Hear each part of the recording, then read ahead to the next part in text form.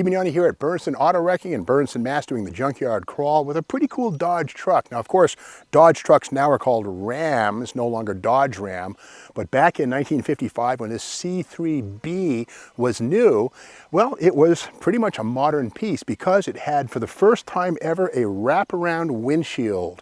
1954, this would have been a basically flat pane of glass.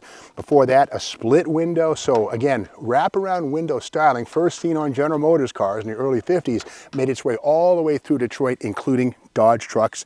And again, this body here was 1955 and 56. Whole different design arrived for 1957. So here we have the pilot house cab, as they called it. Pilot house being a reference to the big old roofs on the top of steamships and side wheelers back in the 1840s on the rivers down south. But again, it was all about visibility and being able to see outside of the truck and having a modern look. But something that's not modern on this one is what's under the hood. Now, 54, the year before this, was the first year you could get a V8 in a Dodge pickup truck. Before that, it was all four-bangers or six-cylinder engines. But this has, okay, the basic six-popper. This is a 230 cubic inch Flathead 6. Basically the same engine that debuted in 1933. Now, it does have the auxiliary oil filter right here, which was not standard. But again, that would help you to get that mineral-based oil to last a little longer. No synthetics back in the 50s, of course, so filtration was pretty important if you wanted your engine to not burn oil sooner than later. We see right here on the cowl tag the code C3B. And again, this truck was built at Wayne, Michigan, which was Dodge's truck plant. And our friend Christy Lee, my former co-host on the Barrett Jackson collector car auction block, Christy Lee grew up in the shadow, she says, of the Dodge truck plant in Wayne, Michigan. She said she used to see the new trucks drive by a lot. So Christy Lee, hello, how are you? You weren't born yet by far when this 55 was put together. But with that said, this is a cab and chassis. More on that in a second. These fender top blinkers are factory items right here, at least that one is.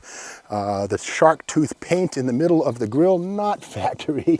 But again, 1955 and 56, final 2 years for the butterfly hood right here. 56 went to an actual alligator, or 57, excuse me, went to an alligator style hood like we know them today. But you know what? Since 1970, this butterfly hood configuration was used on all Dodge trucks. It wasn't unique. The beauty of it was, really, it allowed you to work on the engine real close without the hood being in your way up here. So you'd reach over and get to work. Now, something kind of weird on this one, this is long before coil springs or any kind of modern suspension on Dodge trucks. This one has a leaf up front, leaf springs and a beam, but look how the top shock is mounted. It's not trapped, rather this forged steel arm floats the shock absorber. You'd think that would wiggle and jiggle, but clearly it must have worked. But kind of weird. Easier service, just slide the new shock on and off the stud right there, but kind of weird, that forged shock mount. Also, the engine, it's a marvel of simplicity. Again, all flatheads. There's no rocker arms, no push rods, no breathing. But again, these are meant for low RPM, just making torque and being reliable with minimal parts. The valves are inside the block, facing up, and they breathe sideways against the bores, so it's pretty asthmatic. But again, this doesn't have to do anything more than make torque and a little bit of horsepower. So this is not a race engine at all. But again, the Flathead 6. There could have been a V8 in this thing in 1954, 5, 6, 7, and therefore. But this is the base 230-inch six-banger. But here's that pilot house windshield, wraparound deal. Go around to the other side. We'll take a peek inside this beautiful cab. And let's open this thing up. Oh yeah, carthritis. Now this thing has two seats. This fabric seat is something that's just been put in here for storage. Behind it, we can see the truth of the matter. And there is the remains of the original seat with the original upholstery still looking pretty decent. That's pretty cool. But putting this thing back down, the green paint on this tells us it's probably an old municipal truck, probably an electric company truck.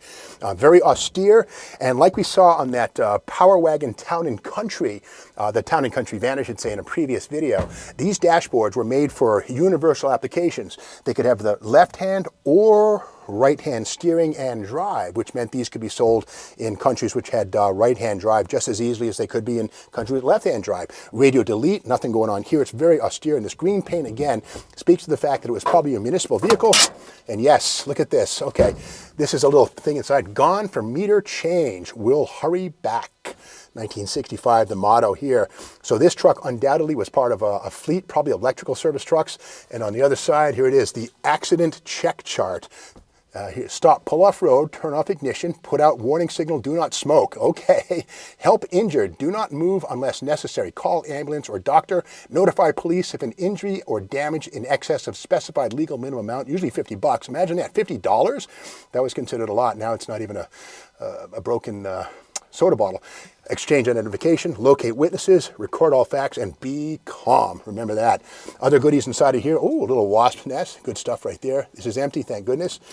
Grandpa's pipe. There you go. Just say no, kids. And yeah, pretty nifty stuff. It's amazing how this thing here has survived, even though the window's knocked out of this thing. Now, we talked about cab and chassis. Well, here it is right here. This truck was born with no bed on the back. This is a commercial bed. This truck would have been shipped out of the Dodge plant for about $1,700, which was $99 less than a basic pickup truck. And again, if you didn't need a pickup truck bed, but did need a closed work box like this, well, the cab and chassis was the Dodge truck for you. Let's come around the back and have a look here. And again, as an electrical vehicle, we can see here that the back opens up, and there's that green fleet color right there. It almost looks like New England Bell, you know, Ma Bell stuff from the early 60s. But again, the electrical memo inside would indicate the meter reading would be not so much the phone, but more of like an electrical company thing. But there's the bed inside. This is a 108-inch wheelbase, which is the short version of the Dodge pickup truck. And this bed, I don't see a name on it. These are often made by companies like Brinkley or things like that. But around this side, this does have bolt-on fenders, which are not pickup truck items. These are unique items. But again, the side panels here, pretty cool. A little workspace, a built-in little vise right there, like that. Or a miter. That's a miter. That's a vise. Okay. And then here we have Stuart Little's condo. Kind of cool right there. Nice to see. Phyllis Diller's wig. And then here, another little work spot, built-in cubbies and items here to put things, and little toolbox right inside. So again, this is undoubtedly, oh, here we go. Here's a little tag right here. What's it say? Okay. It's got a lot of paint on it, but this is the manufacturer's tag right here. And yeah, I can't see what it says. Yeah, numbers. But anyway, that's the manufacturer of this work box, which was installed on the cab and chassis frame away from Dodge. So again, it must have been kind of cool at the Wayne truck plant, the Dodge truck plant, to see brand new Dodge cab and chassis driving off, you know, with nothing on the back, just the exhaust pipe and maybe a little plastic or a paper license plate, loaded up on trucks, sent off to dealerships, and from there drop shipped to installers of these types of job boxes. So pretty cool stuff. Another thing too, before we split this one, is the rear differential. Look at this. This is the axle shaft, the two-piece, the notorious two-piece axle. See how it's all munched out right there? It's kind of worn up. The washer's bad. These were notorious for getting loose.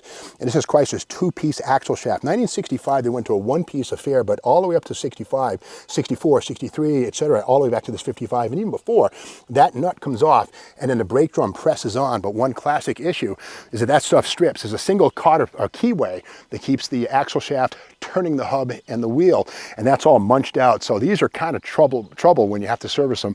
And there's the original rear axle in this thing right here. Not that this thing's going to be going anywhere, but it's a cool look at when you would buy a cab and chassis, buy yourself a job box, and then get to work. Well, if you like this video, be sure to subscribe to the Steve Maggs YouTube channel. Plenty more to come here at Bernson Auto Record.